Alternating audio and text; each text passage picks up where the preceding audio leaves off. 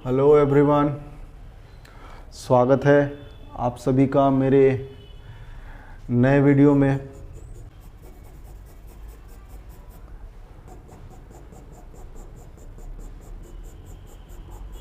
आप देखिए कि आर्ट करना कितना कठिन काम है।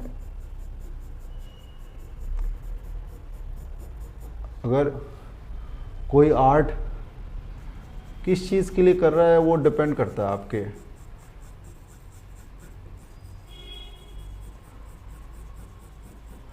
अच्छा चलो मैं आपको अब कुछ बताता हूँ। अब ये जो मैं कर रहा हूँ अभी आप देख रहे हो, ये चीज़ ये आपको बहुत कम लोग YouTube में करके दिखाते हैं और मैं कोशिश करता हूँ ज़्यादातर कि मैं सारे वीडियोस आपको लाइव दिखाऊं, एडिटिंग ना हो, क्योंकि एडिटिंग में काफ़ी चीज़ें कभी कभी लोग छिपाते हैं और मैं नहीं चाहता कि चीज़ें, क्योंकि आर्ट एक नेचुरल चीज़ है। आप जब तक अपने अंदर की सच्चाई नहीं बाहर लाएंगे तब तक आपको दिखेगा नहीं, दूसरे को दिखेगा नहीं। जो पेंटिंग आपकी ख़रीदते हैं या अप्रिशिएट करते हैं, लेते हैं, खैर। अच्छा आप ये पहले तो आप लोग अगर कभी भी कोई चीज़ शुरू करते हो तो आप उसमें ड्राइंग को कोशिश करना कि शेडिंग करने से पहले कि आपकी ड्राइंग परफेक्ट हो, क्योंकि कभी भी ड्राइंग के ऊपर ही शेडिंग आएगी आपकी, आप याद रखना।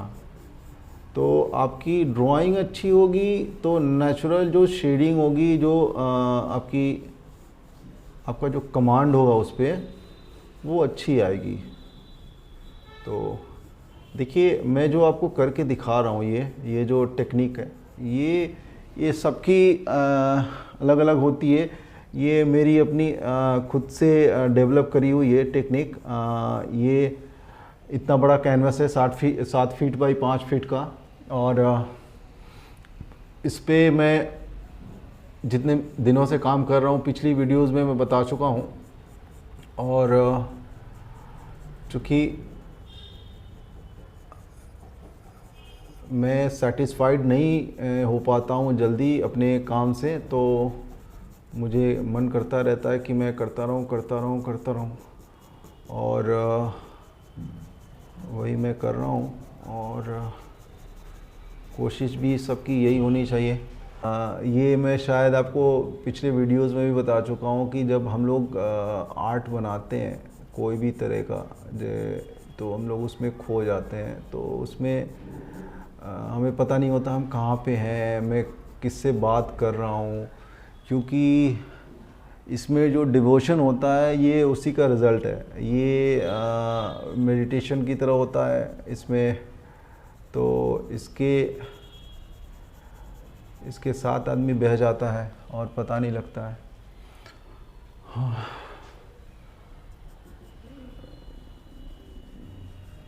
अच्छा, ड्राइंग में आपको एक और चीज़ है आर्ट में कि हर रोज़ आप उसको देखो। आप जितना देखोगे आप उतना ही आपको उससे सीखने को मिलेगा। देखोगे कि एक टाइम के बाद आप सेल्फ जज हो जाते हो, आपको खुद जज करना पड़ेगा कि आपने कहाँ सुधार करनी है, कहाँ आपने गलत किया है या कुछ ऐसा। तो ये सब चीज़ें जब तक आप कमांड नहीं होगा आपके काम में, तो ये आपको समझ में आना मुश्किल है। तो इसके लिए आपको वही प्रैक्टिस।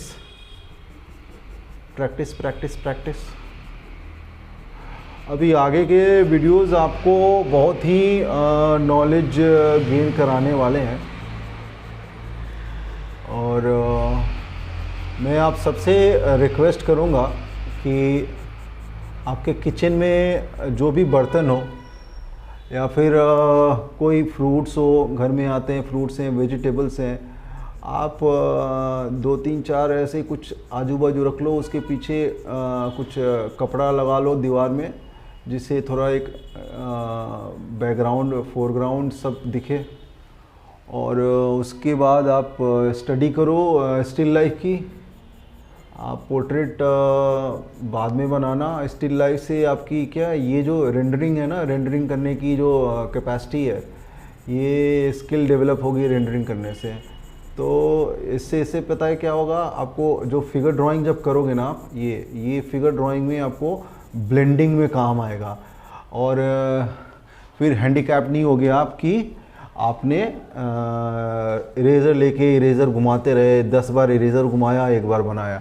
इससे क्या होगा, सरफेस ये जो सरफेस है ये गंदा हो जाएगा। और कोई भी, आप मैं बता दूं, कोई भी आर्टिस्ट जो होगा ना, कोई भी आर्ट का जो समझ होगी आर्ट की, वो समझ पाएगा कि ये आर्टिस्टिकली नहीं हुआ है। काफ़ी फेमस पर्सनालिटीज़ हैं, तो उनके वीडियोस पोर्ट्रेट्स बनाते हैं लोग। अब क्या बोला जाए, अब उनकी समझ है। और ये फिगर ड्राइंग एक अलग चीज़ है, एक अलग लेवल है। ये बहुत पेशेंस वाला काम है बॉस, बहुत पेशेंस वाला। इससे आपकी पेशेंस ऐसी इंक्रीज़ होगी, आप शॉक्ड हो जाओगे बिल्कुल। ये पेशेंस की फैक्ट्री है, यहाँ से पेशेंस निकलता है। ये बस बैठ के करते रहो, और इंटरेस्टिंग अलग, इतना मज़ा आएगा आपको, इतना मज़ा आएगा कि बस पूछो ही मत। तो फिगर ड्राइंग सभी चाहते हैं कि फिगरेटिव काम करें। बहुत सारे हमारे देश में भी आर्टिस्ट हैं, मैं अपने बहुत सारे लोगों को जानता हूँ जो हाथ नहीं बना सकते, पैर नहीं बना सकते हैं, पेंटिंग में छिपा देते हैं, बनानी नहीं आती है। बहुत फेमस आर्टिस्ट हैं, तो वो लोग बना नहीं पाते, इसलिए वो बनाते नहीं हैं। और वो फिर कभी कभी हालांकि वो अलग मुद्दा है, मैं कभी बाद में बात करूँगा, कभी उसको एब्स्ट्रैक्ट का नाम दे देते हैं कि ये एब्स्ट्रैक्ट है, और कभी सिंप्लीफिकेशन है या कुछ भी है। सिंप्लीफिकेशन तभी हो सकती है, आपको सेंस होगी तभी। आपको पता ही नहीं है कहाँ सिंप्लीफाई होनी है चीज़ें, कैसे करोगे। सिंप्लीफिकेशन करनी है तो आपको प्रोसेस तो पता होगा ना कि कहाँ से सिंप्लीफाई होनी। तो ऐसे ही ज़बरदस्ती सिंप्लीफाई और एब्स्ट्रैक्ट नहीं होती। पिकासो ने जितनी भी पेंटिंग्स बनाई है या जो एब्स्ट्रैक्ट है, आपने नाम सुना होगा पिकासो। तो पिकासो ने एक रात में थोड़ी ना बनाई है, उसने पहले उन्होंने काफ़ी 14 साल की उम्र से काफ़ी रियलिस्टिक काम किया है। देखिए, रियलिस्टिक काम या एब्स्ट्रैक्ट काम, ये दोनों, ये सब चीज़ें ये अलग मुद्दा है। मैं इस पे बात नहीं कर रहा हूँ। ये तो अपनी पसंद है कि किसको क्या अच्छा लगता है, और थ्रू आउट आगे जर्नी में क्या क्या वो कहाँ तक पहुँचता है और आगे क्या करना चाहता है, उसके हिसाब से वो करता है। ज़्यादातर हमारे देश में क्या है, लोग ऐसे ही कर रहे हैं, बस पैसा आ रहा है, कमा रहे हैं, तो उसके लिए कुछ सोचना नहीं है। तो इससे क्या है, अब उनकी अपनी सोच है, अब वो जाने अपना। लेकिन कभी भी आप जब आपको पूरी ड्राइंग की नॉलेज होगी, जैसे म्यूज़िक में जो लोग क्लासिकल सीख लेते हैं, तो उनका वो जो स्किल है वो बहुत ही ज़बरदस्त हो जाता है। फिर वो किसी भी गाने को, किसी भी ट्यून में, किसी भी राग में वो लोग गा लेते हैं। क्यों? क्योंकि उन्होंने जो बेस है, फाउंडेशन है, वो उनको सीखा हुआ, उनको वो पता है। तो ये बहुत ज़रूरी है कि आप पूरी एनाटॉमी सीखें, मेल फीमेल सब। और ये एक रात का प्रोसेस नहीं है, इसमें आपको समय देना होगा, और सबने दिया है। और मैं आपको यही बोलूँगा कि हमारे साथ जुड़ें और मैं आपको देखिए ये वीडियो में आपको दिखा रहा हूँ कि अभी तक क्या किया मैंने इतने देर में, और क्या टाइम लगता है, किन चीज़ों में टाइम लगता है। और मिलते हैं फिर अगले वीडियो में, तब तक के लिए थैंक यू, बाय बाय।